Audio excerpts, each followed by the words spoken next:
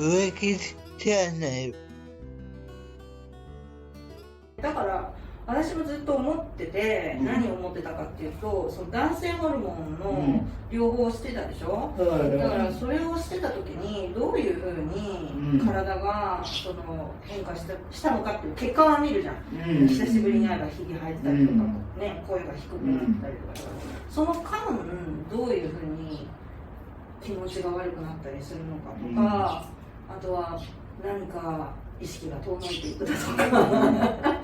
なんかそういうふうなこととかも、知れたらいいなって思ってたよ。これは今森先生経由で見たよっていう方々に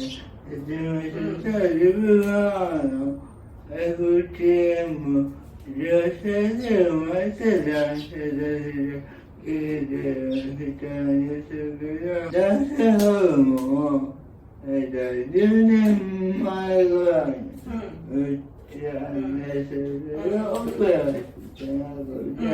話聞いたらそうあるっていう、そういう感じなんですけど、結構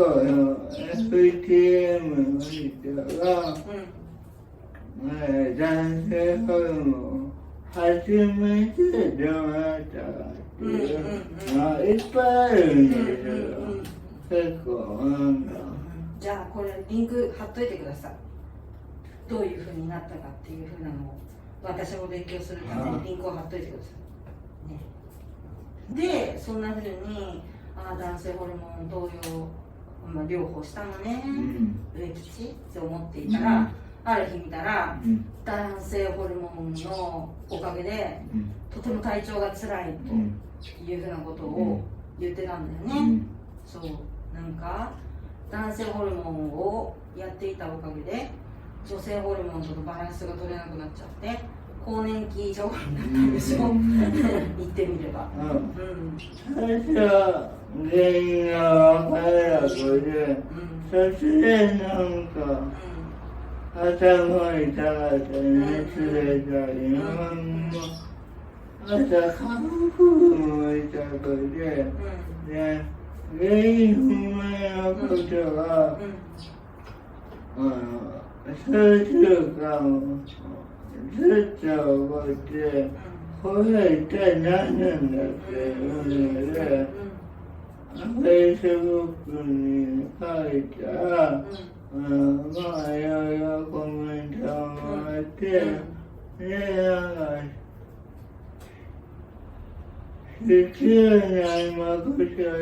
いかとか、で、同じ FTM の先輩が、世界でご飯の人が結構、婦人系の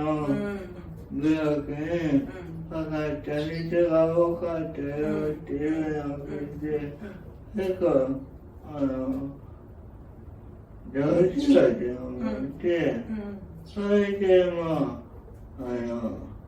婦人科トランスジェンダーの実績がある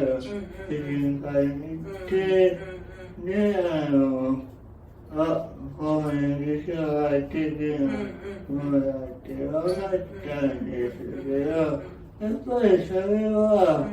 伝えたいなと思って、そう絶対に必要な情報だと思う、なんか今の話にしてみても聞いててすごいなと思うのは、やっぱりこう自分と同じその体になっている人、体調の人という人からの情報っていうのがなかなかこう手にしにくい、周りにそういう経験をしている人がいれば、例えばね、先にその同じような症状で苦しんでるその FTM の人がいたんだよっていうふうなことを聞いたから自分も病院に行ってるわけだし、私もなんかとりあえずは私の場合はね、子宮筋腫がすごい大きいって言われて、で最終的には直径11センチとか言われたのかな、それのぐらいの筋腫があって、そう大きくって、で血がもうとんでもなく出て、お腹かも痛くなって動けなくなって病院に行って、そしたらばもう手術しか方法はないですよって言われて、取って子宮と卵巣も全部全摘したんですけど、なんか取ったらば女というものがいかに子宮に支配されてるのかっていうこと、もう女性ホルモンの浮き沈みによってすごい体調が大変じゃない。それでやっぱり40、50とかになってくるともっと不安定になってくるから、でも卵巣と子宮を取っちゃったおかげでそういう浮き沈みが全くなくなって、生理痛がない世の中ってどうしてこんなに素晴らしいんだろうとか、月経前症候群がない世の中の空ってなんて青いんだろうとかそれぐらいやっぱり思うんだよね。だから私もそういう情報がその抗がん剤を受けてどうなっていくのかっていうことと、終わったらどうなっちゃうのか、私の場合は昨日も婦人科の検診だったんだけど、元気ですよって言われて、そうで、なんか前に子宮があったはずのところがなんか痛いとか思って、先生に昨日お腹が痛いんです、じゃあエコー見ますよねって言われたら、そこに臓器何もないですねって言われてそういうのって結構FTM の仕方されてもある。そうだよね。なんか現実みたいな。そう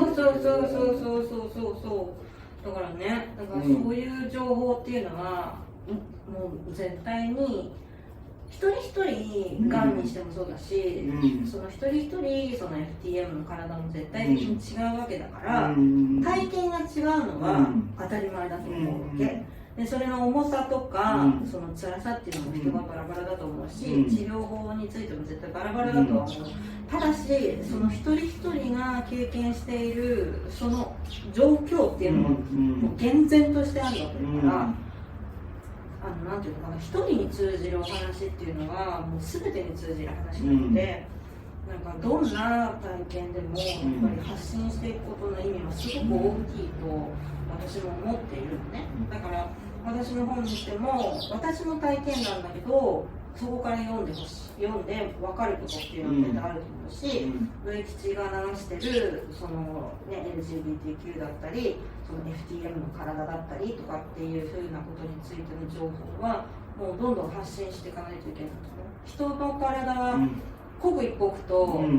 変わってるわけじゃない、心理がって。だからそしたらばそのね距離は絶対的に一人一人違うんだけど、でも何が起きるのかっていうふうなことに関してはやっぱ私と似てるかもっていうふうに思うことがいっぱいあるから、こういう情報発信の場がすごく貴重だと思います。もう受け取りの方もいるかもしれないんですけど、動画で自分男性ホルモンやめましたっていう動画と、男性ホルモンやめてどうなるっていう動画を今上げてるんですけど、丸パクリです。丸パク言ってください。タイトル丸パクリ。ありがたいです。一応パクっていいです。はい、どうぞパクってください。もうぜひ。やんでいただいて。全